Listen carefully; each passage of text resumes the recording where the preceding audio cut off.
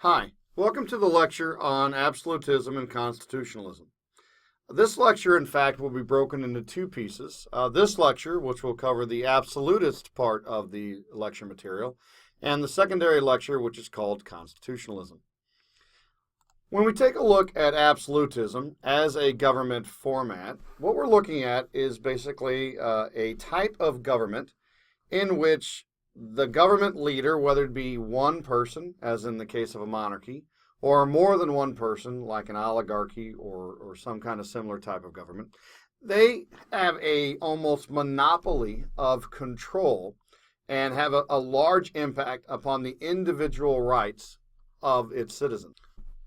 In terms of our first slide, the means of absolutism, or what I might call the keys of absolutism. The first one, which is related to the ideal behind absolute government, is called divine right kingship. Now, what divine right kingship refers to is the belief that the ruler or rulers are entitled to be the rulers because they are in fact better, and they are better than the rank and file person. Now, what that specifically means is that there's a belief that inherent within the bloodline of the rulers is a certain quality that makes them more qualified to actually direct the government. This idea or ideal of divine right kingship is kind of the mental foundation or explanation for why an absolute government has the power and the right to do what it does. Now, point number B is commonly referred to as the regulation of religion. And what this entails, or what it means, is that a government prior to about the years 1800, a government has the need to kind of not only regulate and control religious groups, but it also has to work in tandem with the majority of the religious individuals of a state in order to gain access to certain information. In our modern world, we have a government impression that the government has the ability to know a lot about people, whether it be your income or it be your place of residence, your home, etc. And that is true. Modern governments have those because they actually spend the money to monopolize and have that information.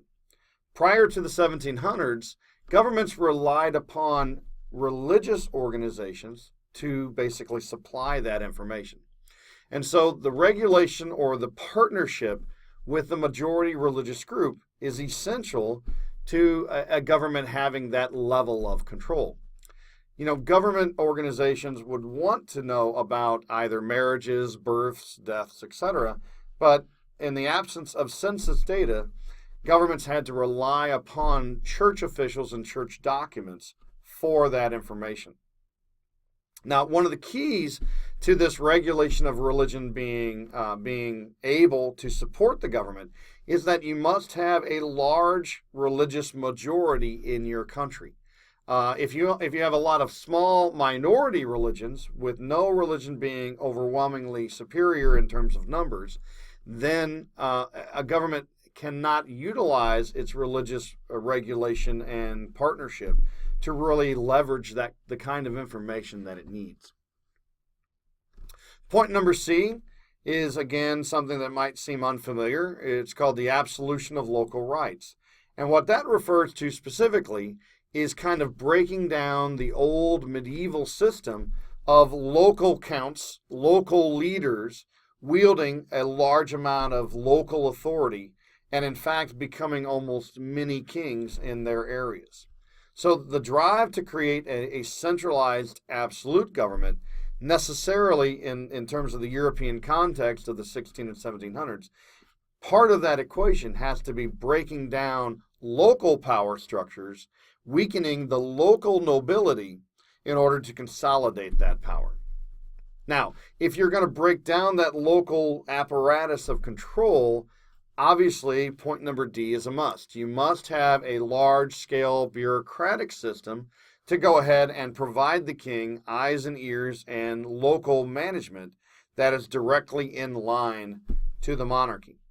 And so, in reality, point C and point D kind of go together because one seeks to break down local rights of local nobility and to replace that with bureaucratic agents that are directly in the employ and under the authority of the king. Obviously, though, as point number 1 mentions, a must-have to have a bureaucratic system is the need for money. Last but not least, in terms of these keys of absolutism, we have the reliance of the government upon a permanent standing army. And what that means is that you have a on-call, 24/7 army structure that can meet the needs of a government when it needs to have that monopoly of force. So a permanent standing army is a must for governments in order to achieve this kind of absolutist control, because there are always going to be people that are going to kind of work against that control, and you need a monopoly of power to enforce your will. So once again, to recap, the means of absolutism, we have its fundamental intellectual background or foundation, which is divine right kingship. In terms of running a state with the information that you need, we have the regulation of religion, absolution of local rights, and a reliance/creation of a firm bureaucratic structure is what you need in order to run the government. And last but not least, you need a permanent standing army to enforce the will of the monarch or the absolute ruler. Now, if we take a look at the ideal of absolutism in practice, we're actually going to take a look at 2 models. We're going to take a look at Spanish absolutism, which was an absolute government that was created in Spain from basically 1492 to about 1588, 1600. And we're also going to take a look at a French model, which would also take place approximately in the 1650s and run up through about the 1850s. If we take a look at the Spanish model first, we're going to start with the creation of the Spanish monarchy, beginning as early as 1487 in terms of the marriage of Ferdinand and Isabella, but firmly cemented with Ferdinand and Isabella's conquest of Cordova and kind of the unification of Spain in 1492. So we have 2 extremely strong separate rulers who, when they got married, merged their kingdoms together and kind of effected or created the modern day border of what we call Spain today. Now, this consolidation of Spain began with the marriage and was intensified through religious cooperation / control through the use of what is called the Spanish Inquisition, or largely known as the Catholic Inquisition, which followed kind of on the heels of the Protestant Reformation. Ferdinand and Isabella also, as we mentioned before, are well known because of their funding of Christopher Columbus, which would then be a catalyst to achieve, or to allow the Spanish monarchy to achieve absolutism, which is through an influx of money, i.e. New World gold, that would enable the Spanish government to kind of artificially simulate the necessary means to achieve that absolutism. When we take a look at the Spanish absolutist model, we automatically have to basically identify that one of the most outstanding features of it was its complete unreliance upon internal revenue. The Spanish government was able to run pretty much without having to care about taxation, increased taxation, or augmentation of taxable materials, because it had the influx of New World gold from New Spain, and in particular, of course, in Central and South America. It's because of this, the Spanish monarchy, in a very short period of time, was able to basically elevate itself to being the most powerful monarchy in Europe. It starts under Ferdinand and Isabella, but really reaches its culmination under their successor, Charles V. Charles V, Habsburg was his name, was both the King of Spain and was also able to manipulate the election process in a European/Germanic state known as the Holy Roman Empire. And just as a side note, that's what HRE actually stands for, Holy Roman Empire. The Holy Roman Empire was a very loose confederation of Germanic states that was founded basically on Christmas Day in the year 800, with the crowning of the French king Charlemagne as its first emperor. And over the course of about 800 years, the Holy Roman Empire, which had been extremely strong at different points in time, was slowly torn apart internally by both religious conflicts and strife, as well as a very fragmentating kind of confederate nature to its political structure. So even though Charles V was Holy Roman Emperor, which was something which was extremely prestigious, the amount of power that he wielded in the Germanic countries that he ruled as emperor was far less than the power that he retained and wielded as the absolute monarch of Spain. Now, the problem is, because of the nature of Spanish absolutism, with being reliant upon this external source of funding, as we kind of talked about, or you might know from previous information, basically what occurred over time is the drying up of that New World gold. The Spanish government increasingly lost external revenue coming in due to the fact of a limited quantity of gold actually in the New World, and also in direct result of English or British piracy. And so what happens is, as we approach the mid to late 1500s, the absolute power of the Spanish government began to weaken as it no longer had the means to kind of financially support it. In a last-ditch effort to kind of fuel that, Philip II, who was the king of Spain in 1556, Philip II increasingly became antagonistic and eventually launched an invasion of the country of England in order to both stop the piracy as well as to try to increase or kind of create a new strain of external revenue. We have the famous battle of the Spanish Armada, the largest naval force created up until that point in 1588. But as the slide depicts, that armada failed in its attack upon England, and with the loss of that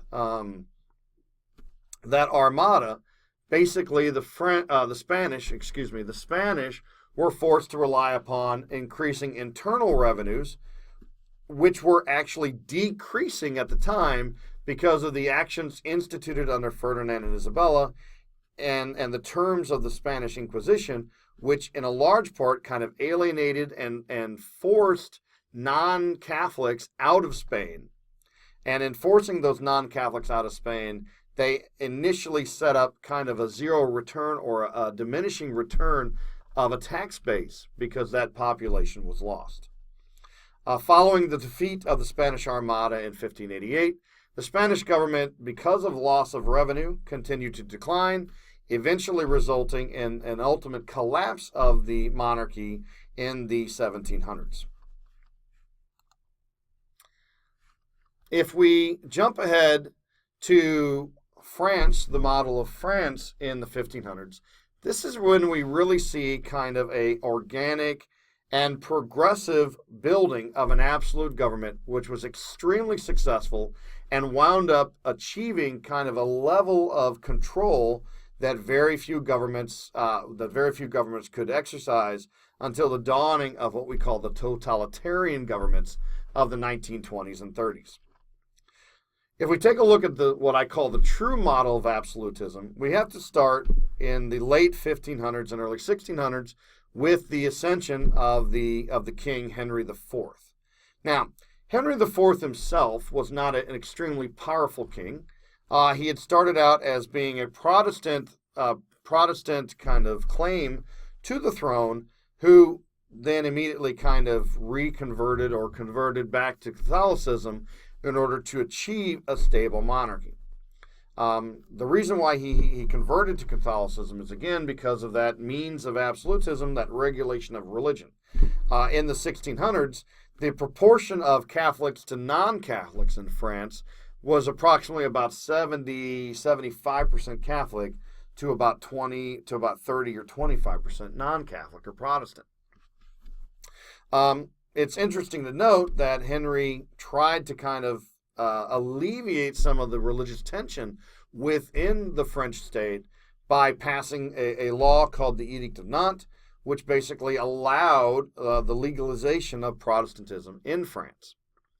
In an ironic note, however, Henry IV, as you can see, his reign was cut short in 1610 when he was actually assassinated by a Protestant radical group. And the Protestants thought the reason behind this was they felt that Henry IV, they believed that since he had started out as a Protestant, that when he became king, they believed that he would kind of evoke or kind of create a religious tolerant state that would allow the Protestants an almost equal footing with the Catholics.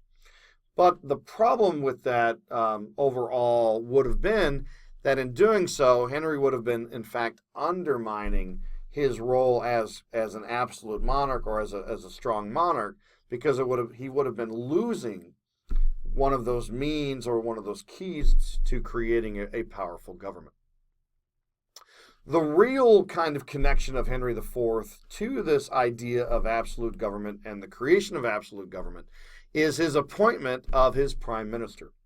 Cardinal Richelieu, an actual cardinal of the Roman Catholic Church, was appointed prime minister in 1585, in post-1585, and actually wound up being prime minister for the entire bulk of Henry IV's reign and almost the entire reign of Henry IV's son, Louis XIII.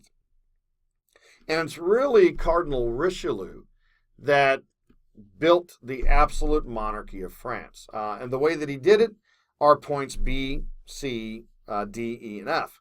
Basically, and those are pretty straightforward, I think. He always sought to consolidate the power of the monarchy when it came in terms of disputes between nobles and the king, or between nobles. When powerful nobles got into disputes with lesser powerful nobles, then Cardinal Richelieu would usually side with the lesser powerful nobles in trying to spread out that power, making it easier for the monarchy or for the crown to kind of consolidate it into itself. He reorganized the areas of France into more manageable areas, and then he began the process of basically instituting bureaucratic control of these areas, these provincial areas, and trying to then again weaken the power and responsibility of the nobles. Now, the one thing Richelieu did not differ from, or kind of take a more perhaps conscientious path, is he definitely targeted the Huguenot, which is a French Protestant. It's a term for French Protestants. He targeted the Huguenot minority in an attempt to not only take power from them, but also to reduce their power and numbers to perhaps create a more consolidated religious base, which, as we talked about, is one of those keys to absolute power. And last but not least, Richelieu also realized the need for money. And more than anyone, Richelieu in the 1300s and the 1400s, he worked to kind of maximize the French treasury. So it's really under Louis XIII. I mean, it starts with Henry IV, and then Louis XIII, his son, takes over 1610 to 1643, and it's really under Richelieu's kind of leadership as prime minister that Louis XIII, through to be honest, a large inactivity, or you can't really give him the credit for this, but he reaped the benefits of Richelieu's actions, and we have a very strong monarchy created in 1642 with the death of Richelieu. Now, 1 year after the death of Richelieu, of course, Louis XIII died, and Louis XIV took over. I don't have him on the PowerPoint here, but Richelieu's successor as prime minister was another Catholic cardinal by the name of Cardinal Mazarin. However, unfortunately, Mazarin wasn't quite the diplomatic kind of master that Richelieu was, and very early in Louis XIV's reign, Louis XIV became a king at a very young age. And Louis XIV, basically, when he first was a very young king, he was under the age of 13, Louis had to deal with a revolution on the part of the nobles due to the increasing taxation started first by Richelieu and then carried on by Mazarin. As you can see from the dates there, Louis XIV was king for over 72 years, which is an extremely long reign, arguably one of the longest reigns of any ruler in European history. And basically, the Fronde, that's that revolution of nobles. That's how he started the reign. And so in the beginning, things look like they might be loosening up in terms of that absolute government. The nobles were rebelling for more power and more local authority, which had been kind of leached away from them during the reign of Louis XIII and the prime ministry of Cardinal Richelieu. And everything seemed to work out in the favor of the nobles early in Louis XIV's reign. Mazarin backed down, made peace with the nobles, who had actually they had broken into the palace and kidnapped Louis XIV as a young man and kind of held him captive in his room. With the Fronde over, however, it seems that Louis XIV, when he became of age, when he became 16, he basically fired Mazarin and then systematically started the march again to create the most powerful state in Europe, the most powerful monarchy in Europe, I should say. We have a famous phrase in L'État c'est moi, and that's a French phrase which means it's supposedly something that Louis had stated to someone, and it basically means the state is me. I am the state. And that kind of is a quintessential ideal of what absolute government seeks to promote. It's the belief that the monarch or the monarchy is in fact the head of the state and is the health of the state.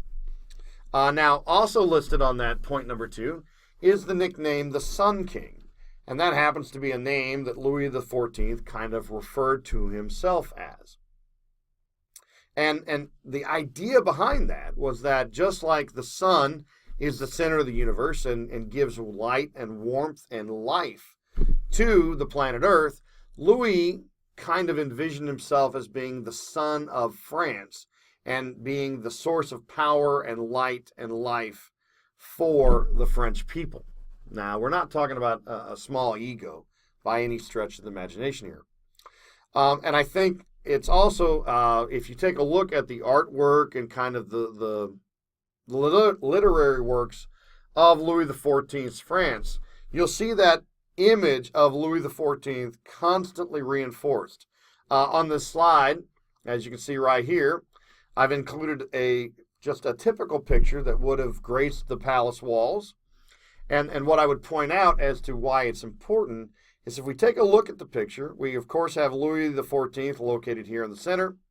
We have heaven located up here, which seems to be, of course, promoting its own source of light. But what I want to call attention to is if we take a look at the picture here, there seems to be a very dark area around Louis and then a secondary light source emanating from Louis himself. And that kind of, I think, reinforces that whole ideal of the Louis XIV's reign in that it was he was the Sun King and a source of life and light for the French people. Now, if we take a look of Louis XIV from a political standpoint, his reign was extremely detrimental to the financial resources, if you will, or the financial stability of France. Louis took that idea of basically controlling everything to a new level and spending the money that it took to do that. He created a modern army. That's one thing, and that wasn't cheap. He revoked the Edict of Nantes and basically limited Protestant power, but also mandated that if Protestants wanted to continue to basically carry out their religion in a legal fashion, they had to leave the country. And when they did so, he was, in fact, like the Spanish government, setting up a tax-based problem in the future.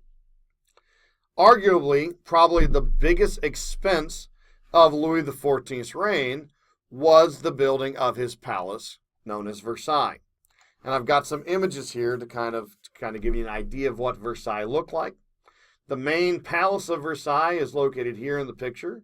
Also located here, there's an image of the fountains that were basically in the area, and I can move the video box over so you can kind of see it there. As a palace, Versailles was extremely opulent, which means it was extremely well decorated and expensive to kind of maintain. We have the main kind of housing here. We've got the housing for any noble that wanted to come live with Louis XIV for free, mind you, located here. We've got a series of stables and for the people working in the palace located over here. And of course, we have an extremely huge grounds of where the nobles and Louis could participate in hunting and other acts of leisure that was expected of the ruling class. This is a picture of a hallway located within Versailles. Basically, just about everything that could be made out of gold was in fact made out of gold in Versailles to kind of impress upon anyone who came to visit the wealth and power of Louis XIV. And in terms of a diplomatic tool, what increasingly happened as more and more nobles came to live with Louis XIV at Versailles, he basically was able to get them to sever their kind of local ties, their local responsibilities. And he got them to exchange that for a life of leisure at the Palace of Versailles.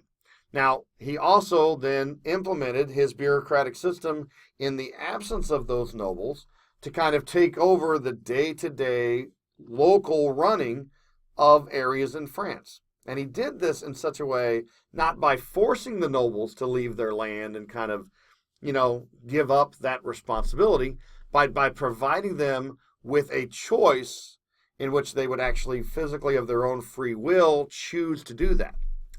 As an added bonus, when nobles actually left Versailles, they would oftentimes take trips out to their local land, and they would leave their wife and children behind.